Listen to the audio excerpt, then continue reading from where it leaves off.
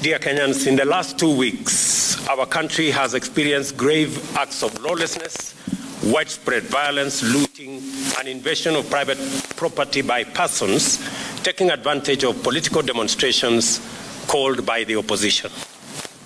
During this period, lives have been lost, people injured, property looted or destroyed, the economy has suffered, and our image as a nation dented.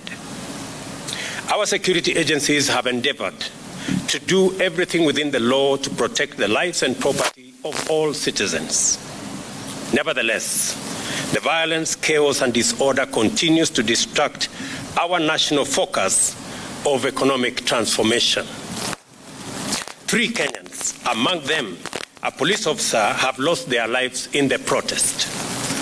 More than 400 Kenyans, including at least 60 security officers, have been injured. A police vehicle was burnt to ashes somewhere in Kawangware, while another was hijacked and commandeered by unruly protesters somewhere in Migori. 2 houses of worship were burned down in Kibra. Kiosks, supermarkets, and a mortuary were looted. Fellow Kenyans, our country's image and history in the League of Modern Nations has been at stake in the last 2 weeks.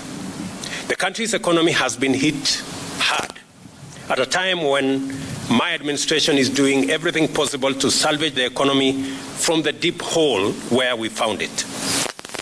My administration has instituted solid measures and policies to attract investors and through their investment create opportunities for millions of our young people to realize their potential, amongst many of the other issues that we are doing as government.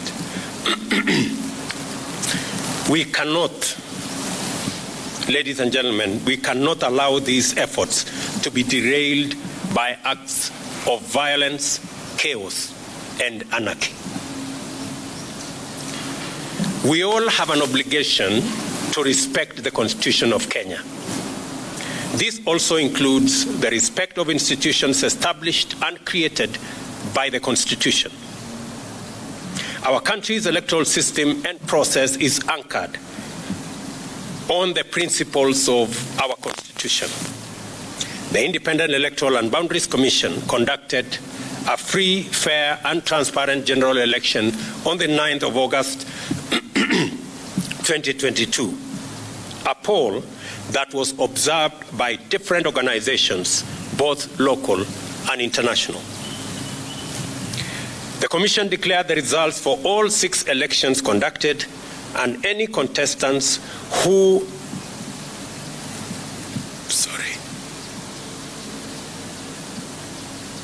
were aggrieved by the outcome had an opportunity to present their grievances to the country's judicial system for arbitration. The Supreme Court of Kenya had and determined with finality the 2022 presidential election dispute and ruled on the petitions that were filed by the aggrieved contestants and their supporters. Nevertheless, I have carefully listened to the issues raised by my friend, the Honorable Raila Odinga. In times like this, it is not about who is right or who is wrong. Like Winston Churchill said, I dare say, and I quote, "Courage is what it takes to stand up and speak, but it is also what it takes to sit down and listen."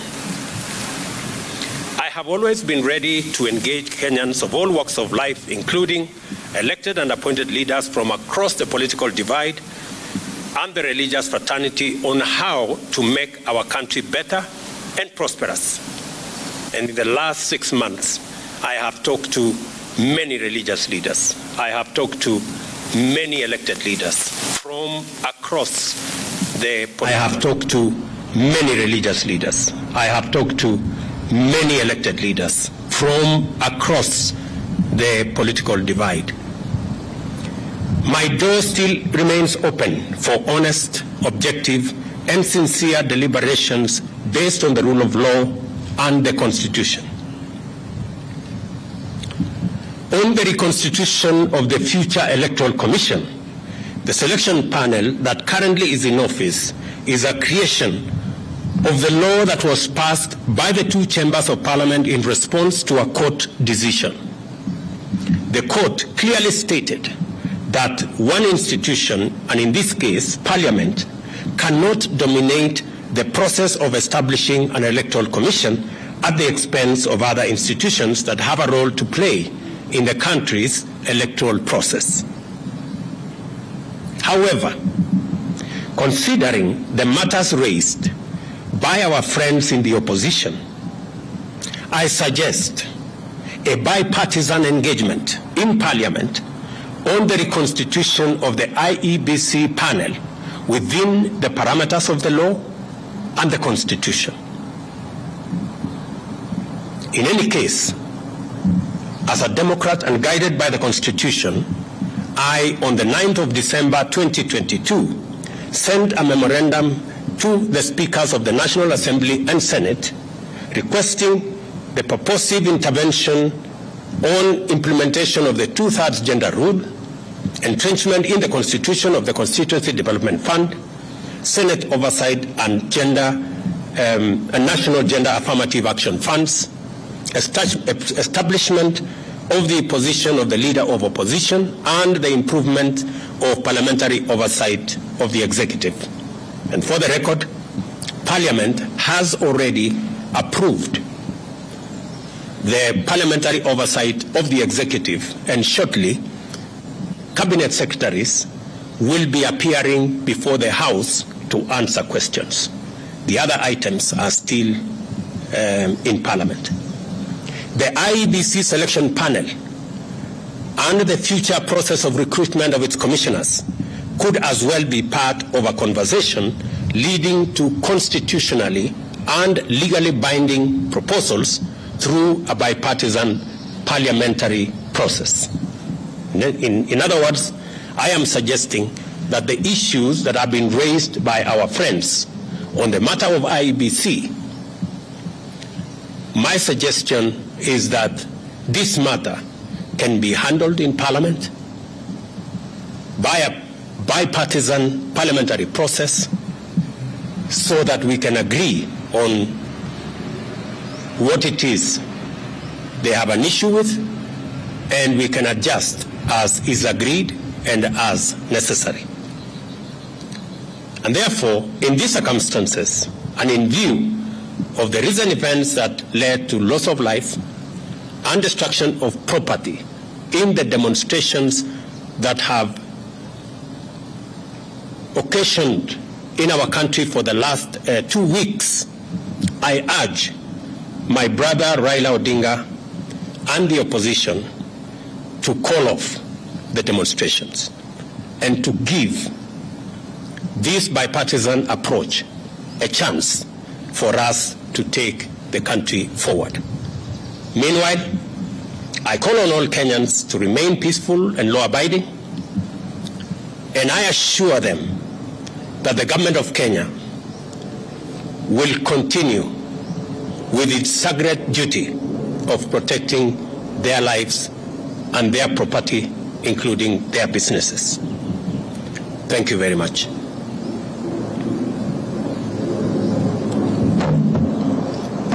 I can take one or two questions.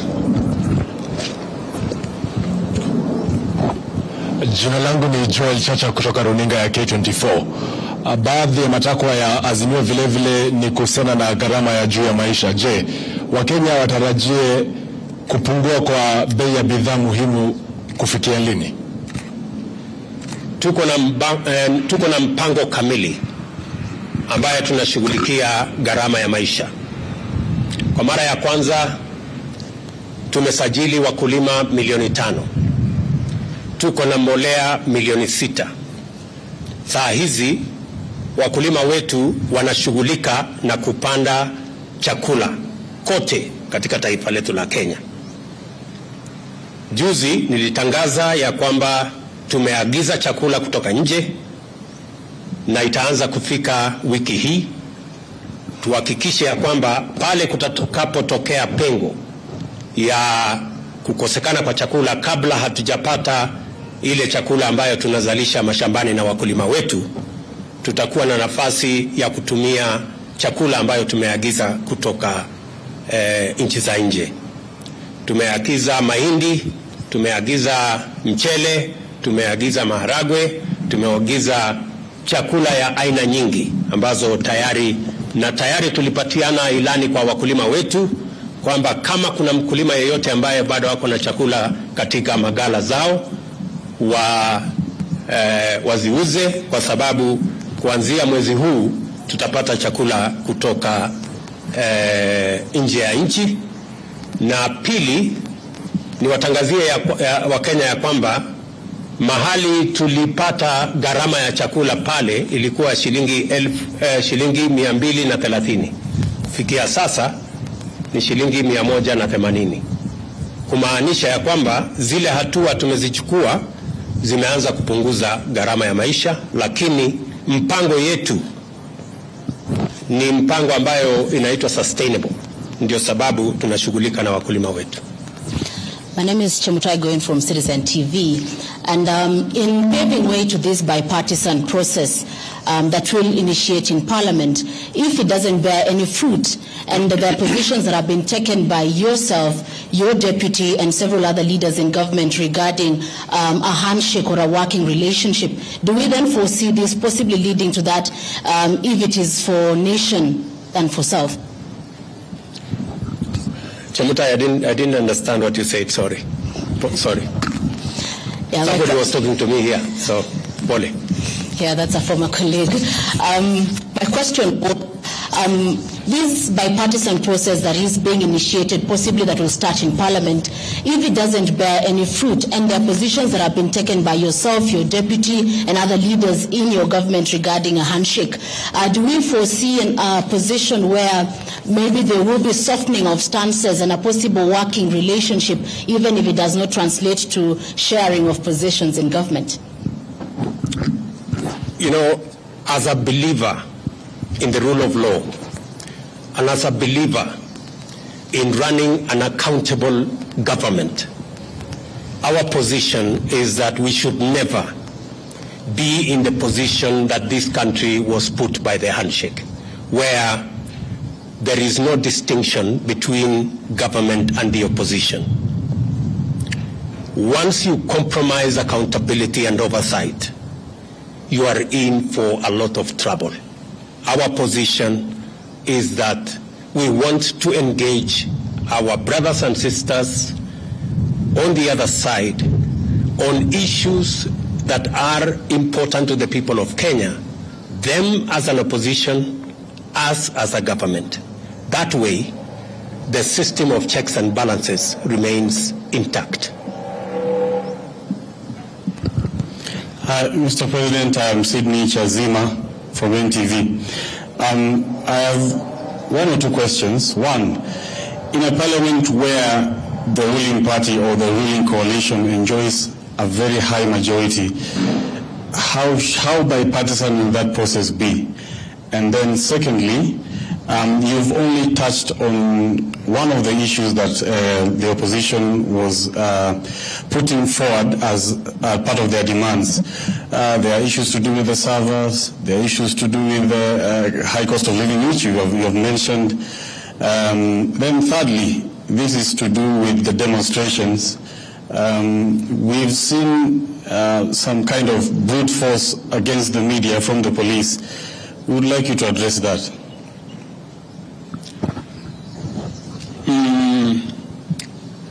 On your first issue, we've been this road before. We've sorted out matters in a bipartisan way in Parliament before, irrespective of what numbers there are.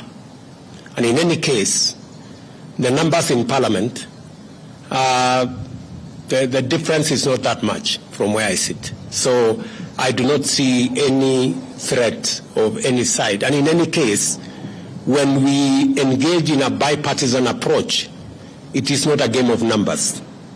It is a game of reason and how we put our arguments in a manner that carries not one side, but all sides. That is the essence of a bipartisan approach. I have responded in my statement, if you read carefully my statement, I have responded to all the issues that our good friends on the other side have engaged in. And finally, we are great believers in free media. And any engagement that puts the media in danger is not acceptable. However, in the context of the violent demonstrations, you agree that there has been a lot of violence against citizens, many citizens, properties, burning down of buildings, including churches. In that confusion, there could have been incidences where the media was caught in the fray. I do not think there is any deliberate attack on the media. And if there was such deliberate attack on the media, I can tell you we would be opposed to it and we would not support it and we would actually deal with it, because we believe that the media should be left to carry out its duties, its broadcasts, irrespective of how unfair they may be. It doesn't really matter. But the media should be left alone, irrespective of how biased they may be. Okay, any other maneno? And just for the record, because I have seen some other people say, oh, maybe the media will be, I don't know what will be switched off. Take it from me. Kenya has come a long way. The era of switching off, I don't know, this or that's way behind us. I have said we will support the right of the media to carry out its function. You have our absolute support, irrespective of how biased you are against us. We will support you. Yeah? We will support you to do whatever it is that you're doing. But I am sure if we exchange positions, if you are standing where I'm standing, you guys would have switched off the media. But us, we will not. Sawa. Asante.